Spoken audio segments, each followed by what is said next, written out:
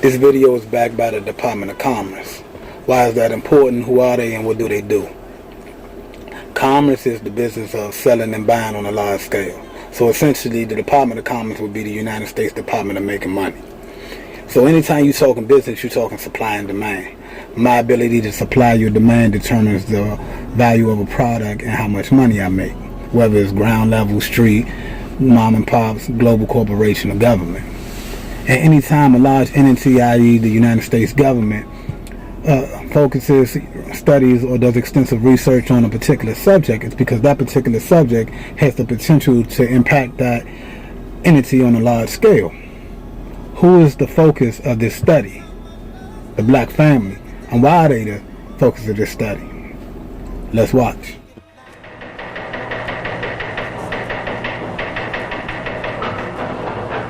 I'm talking about a new market, a big new market. Millions upon millions of new prospects with $15 billion to spend. That's right, I said $15 billion. That's a lot of money, isn't it? To be able to tell you the secret of selling the Negro, we did a lot of digging. We talked to leading businessmen, to customers, and to salesmen. We went to Washington, D.C. We set up cameras and other key points around the nation. And out of this all, there emerged a story. The story of a new market.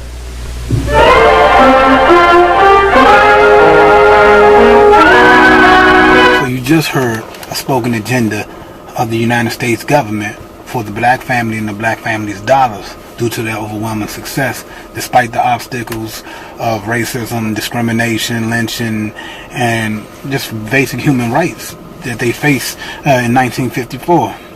Let's continue to watch. Yes, this is the market we're talking about, the new Negro family. Their name is Wells or Wilson, Smith or Brown or Alexander or Breen. They live in Chicago, in Atlanta or New York, in Detroit, St. Louis, Los Angeles, any one of 1,000 cities and towns. The truth of the matter is that the Negro lives pretty much the same as other folks. He buys pretty much the same way too. But just the same, a lot of old doubts and opinions keep cropping up over and over again. I don't like to do business with Negroes. They're drifters. You can't keep track of them. Yes, although a lot of people think that way, the truth is that 1 out of every 3 Negro families living in cities today owns its own home. That figure comes directly from the United States Bureau of Census. Maybe so, but Negroes are poor credit risks. Not more of a credit risk than any other group. Actually, the Negro homebuyer meets his payments faithfully, often more faithfully than other race groups in the same economic level. That's the information we got from people who ought to know, the National Association of Real Estate Boards. Well, maybe, but I've always heard that Negroes buy shoddy, poor quality merchandise. No, it's just the other way around. According to leading researchers, in proportion to population and income, Negroes buy more quality products than any other comparable United States group. You see, there are a lot of confused notions about the Negro customer. Here is the Honorable Sinclair Weeks, the Secretary of Commerce of the United States. In the Department of Commerce, we are constantly alert to trends that mean a healthier national economy, better business for the nation as a whole. Recently, we have been interested in a rising young market, one that represents a huge potential for goods and services. I'm referring to the new Negro market. The tremendous buying power of this group is backed, of course, by an increased earning power. The average Negro family's income is at a record high. In fact, since as a whole the Negro market has a total income of about $15 billion every year. Buying power has resulted in a class Negro market, a profitable, above-average income group of consumers. For example, the nation's largest newspaper and magazine research organization, Daniel Starch and Staff, reports these significant figures. More than 51% of the readers of Ebony magazine have a record player in their homes. Almost 64% own a television set. And almost 78% enjoy the convenience of an electric refrigerator. It is also a fact and this is from the magazine The Food Field Reporter, that Negroes spend almost $3 billion a year for food alone. Per capita, they buy more cosmetics, drugs, and toiletries than anyone else in the country. And their children are better educated, too, because since 1930, enrollment in Negro colleges is up 2,500%. So you just seen and heard with your own ears that this is the picture of the black family across the nation in thousands of cities. Despite the oppression and discrimination that we faced in 1954, we are a dignified people because we come from a royal heritage, and we've always been a dignified people. But our minds have been targeted and been under attack with these repeated images and messages that we're less than, so that we can believe the opposite of who we are. But let's continue to watch with understanding. We set up several cameras, candid cameras, in a number of shopping locations. Take a look at these shoppers.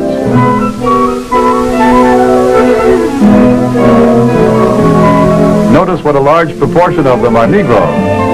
What's the reason? It's simply this.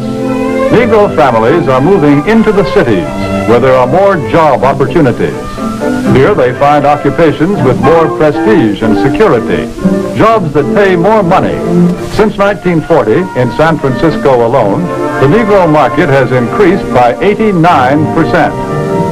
In Chicago, by 81%. Houston, Texas, 45%.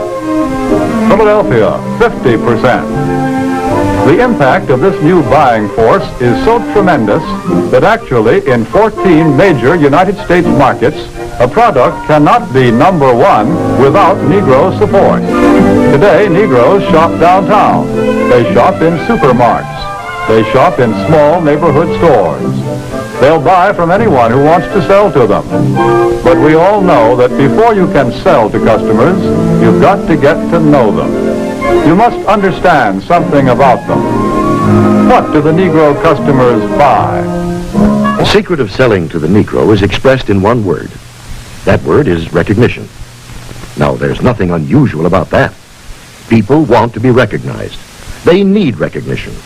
That's basic in all of us. But perhaps because he's had so little of it, the Negro needs even more. To begin with, most Negroes buy by brand. They ask for products by name. They're quick to turn down off-brands. Do you wonder why? Well, listen to what this customer is thinking. That last hat I bought just didn't hold up at all. You see, for a long time, the Negro has been sold a lot of shoddy, second-class merchandise. So now he asks for name brands in order to make sure he gets his money's worth. Buying by brand, that's the first important Negro buying habit. Now for the second. The Negro buys good quality merchandise. Symbols of quality and prestige are very important to the Negro customer. This woman, for example, is buying fine crystalware. But she is also buying the admiration and approval of her friends and relatives. Listen to her thoughts. My, isn't it beautiful? I can hardly wait to show it to Sally and Joan. And here's the third thing to remember when selling to a Negro customer. When he specifically asks for one thing, don't try to sell him something else. Don't try to switch him at the point of sale. If you do, he'll probably react something like this. Doesn't he think I've got the money to pay for it? There's a reason for this reaction. Again, because he's had experience with cheap merchandise, the Negro resents being offered a substitute. So you just heard him say that this is how we think and why we think. But you got to understand that there's an agenda working. It's to program our minds and others' minds with false identity that they project of us. Because notice this, even if you take doo-doo and put it in the prettiest wrapping paper, the package is still filled with doo-doo. What he just said is that we love quality and we buy quality, but the reason that we buy quality is because we come from less. But the truth of the matter is, that doesn't even make sense, but the truth of the matter is that we come from Africa, which is the most precious, has the most precious resources, the most abundance of precious resources that are scarce on every other part of the globe. hence why every nation comes to Africa and tries to steal their share of these precious resources. See, we like quality because we come from quality. And even throughout the atrocities of slavery and having our families murdered and slaughtered in our face, we still maintain our dignity, maintain our respect, maintain our values and the sense of family throughout that. I don't know if anybody else in the world could have done that. Because, see, we love quality because even when you take the outward or the external quality away, the internal quality remains. But we got to watch this with understanding. Let's continue to watch. Another point. The Negro family does things together, as a group. The family works as a unit. It lives as a unit, and it buys as a unit. So what do you say? The black family lives as a unit, moves as a unit, works as a unit, thinks as a unit. That's the secret to the success of the black family or the black people. So if you want to destroy the black people, what do you target? The source, the family.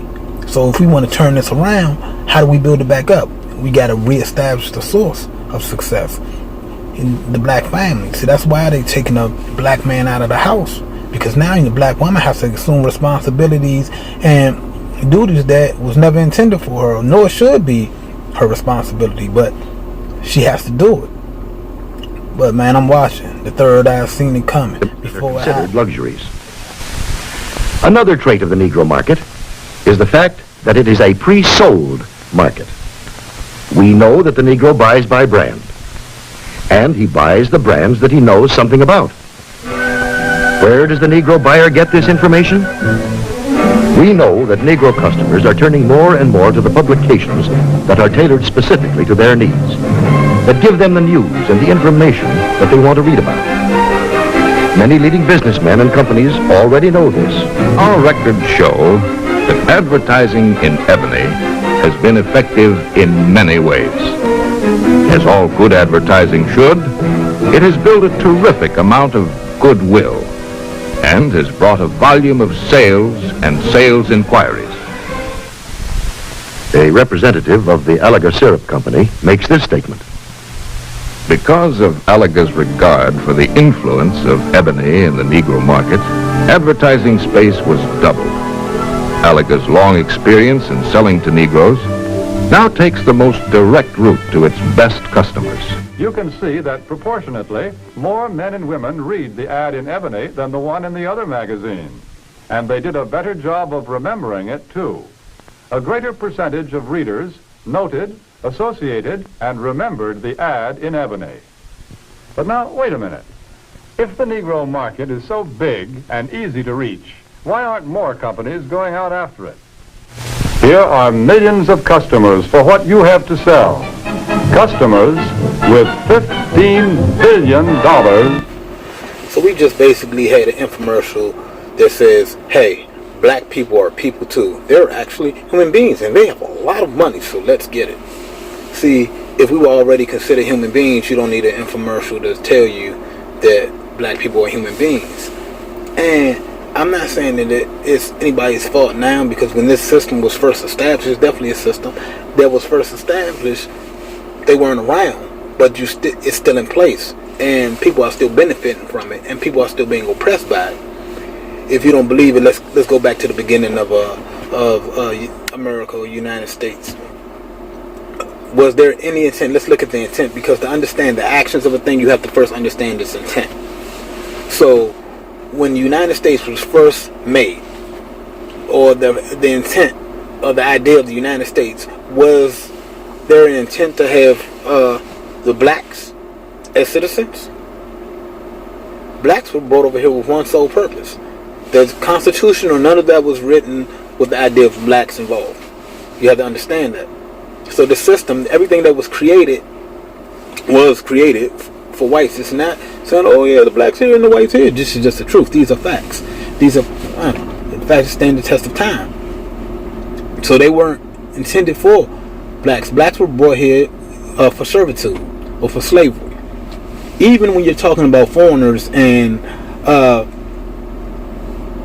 other what do you call them? Immigrants.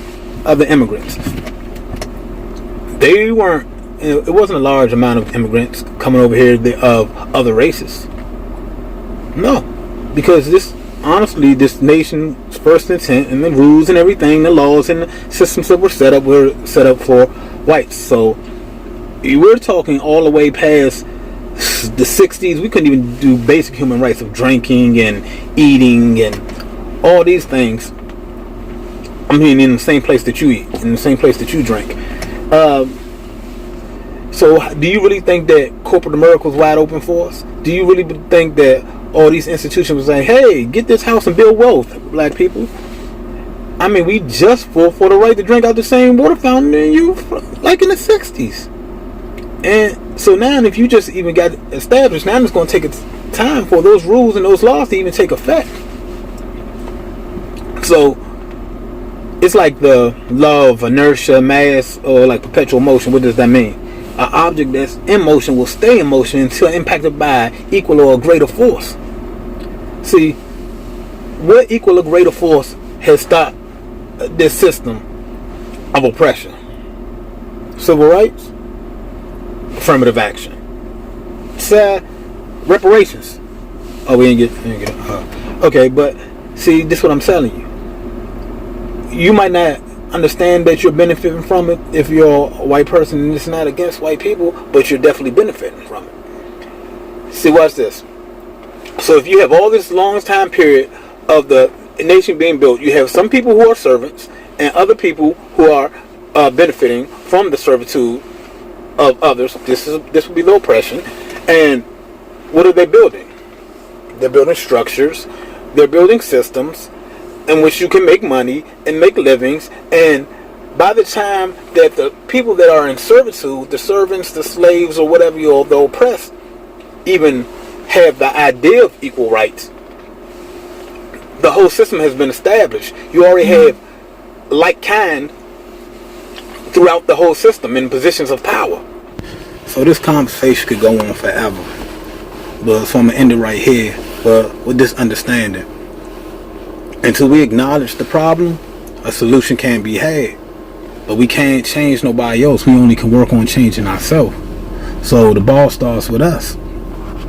And if we're not equipped with the tools of our history, we're not prepared to start working on our future. Man, this your man Tim. This God Mad Ministries.